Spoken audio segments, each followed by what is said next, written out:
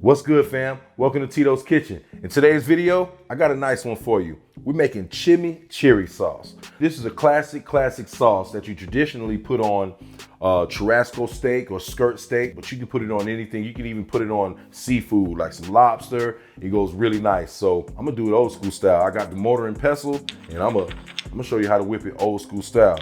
Thank you for tuning into my channel.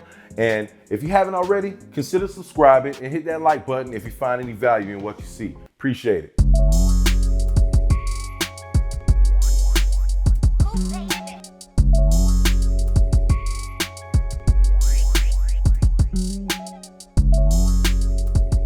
Hey fam, got a nice one for you. Just a few ingredients for this one. All you need is some salt, olive oil, honey, fresh mint, fresh thyme, fresh cilantro, fresh Italian parsley, 3 garlic cloves, 1 chili pepper, and a tablespoon of lemon juice.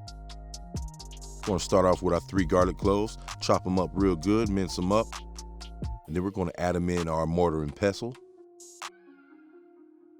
Sprinkle in some salt, not only for flavor, but the salt crystals help break down that garlic and gives it kind of a pasty texture.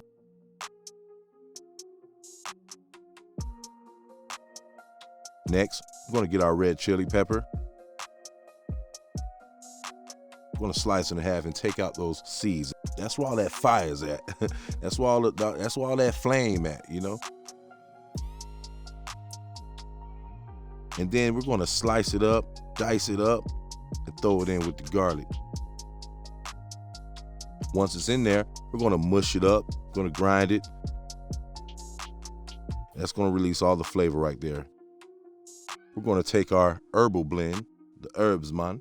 Take our mint, parsley, our cilantro, and our thyme. Okay, time to roll up the herb. Hey, chill out now. Now, we're not going to like this one. We're going to chop it up, though.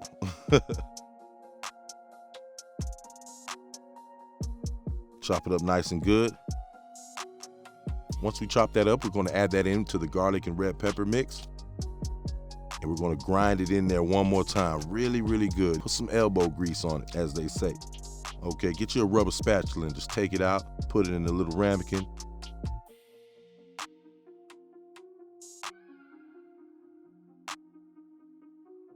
Now we're going to add about a tablespoon of lemon juice.